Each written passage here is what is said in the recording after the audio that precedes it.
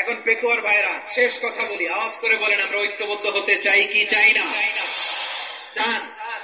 এই যে আমি বিনয়ের সাথে আলেম সমাজকে জাতীয় ঐক্যের আহ্বান জানালাম, এটার সাথে আপনারা সংহতি প্রকাশ করেছেন?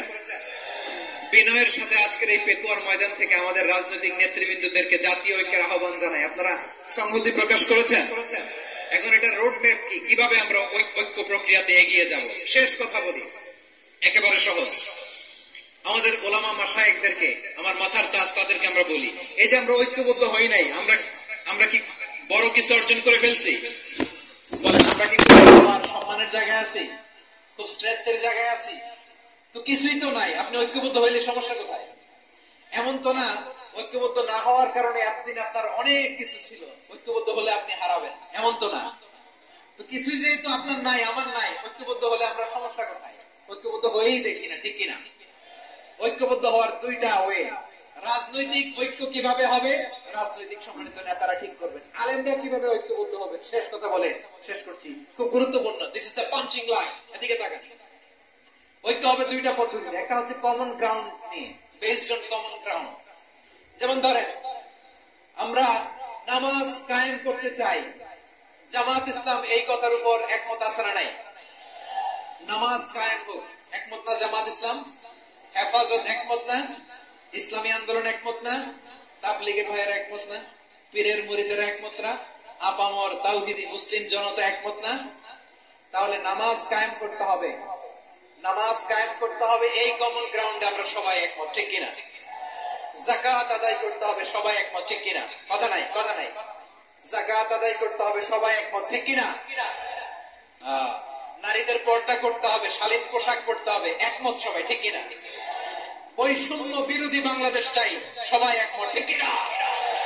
Meritocracy, meritocracy. আর কোন মামা চাচার ফোনে পদ দিলে হবে না, মেধার ভিত্তিতে সবগুলো পদ ঠিক করতে হবে, চিল্লায় বলো, ঠিক কিনা? আমরা একমত না? স্বাধীনতা সার্বভৌমত্বের প্রশ্নে আমরা সবাই একমত, ঠিক কিনা?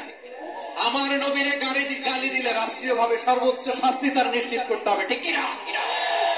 এরকম 10টা কমন গ্রাউন্ড আমাদেরকে, 1 2 3 4 5 10, এই 10টা কমন গ্রাউন্ডে আমরা সবাই এক। এই ইউটিউবার, এই যে ইউটিউবার, এদিকে তাকান।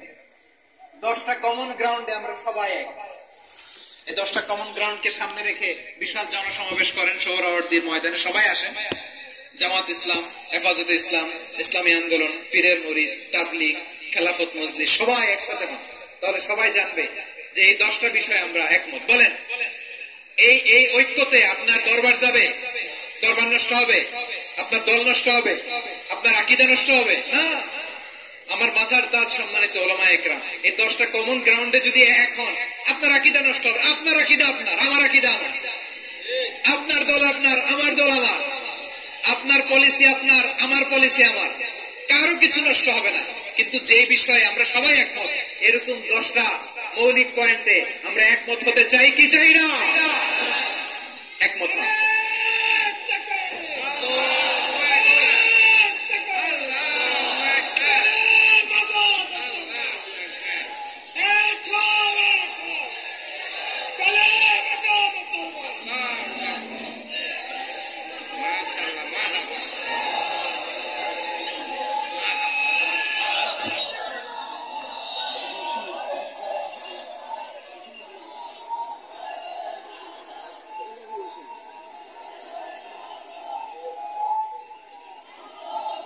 আমার পেকুয়ার ভাইরা, তাহলে ঐক্যবদ্ধ হওয়ার 1 নম্বর পদ্ধতি বেসড অন কমন গ্রাউন্ড।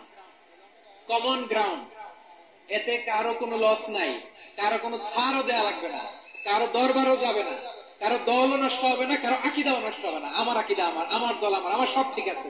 শুধু এই বিষয়ে আমি একমত, তুমি একমত, তুমি একমত, তো আমরা সবাই একসাথে বসে জানান দেই যে এগুলোতে আমরা একমত। শোডাউন করি। বাংলাদেশের যে কোনো মহাসমাবেশকে সেই দিনের মহাসমাবেশ ছাড়িয়ে যাবে, চিল্লায় বলো, ঠিক কিনা? এরপর জেলায় জেলায়, বিভাগীয় বিভাগীয় আপনারা ওয়ার্কশপ করেন, সেমিনার করেন, আইস ব্রেকিং প্রোগ্রাম করেন। এভাবে আমাদেরকে আগাতে হবে। তাহলে number 1 common ground base. Number 2 issue based, issue ভিত্তিক ঐক্য। যখনই জরুরি কোনো ইস্যু আসবে আমরা ঐক্যবদ্ধ হব। রাজি আছেন সবাই? সবাই রাজি আছেন? আল্লাহ তাআলা আমাদের সবাইকে ঐক্যবদ্ধ জীবন ধারণের তৌফিক দান করুক, আমরা পড়ি আমিন। আজকের এই তাফসীর প্রোগ্রামকে আল্লাহ কবুল করুক। আমরা পড়ি আমিন।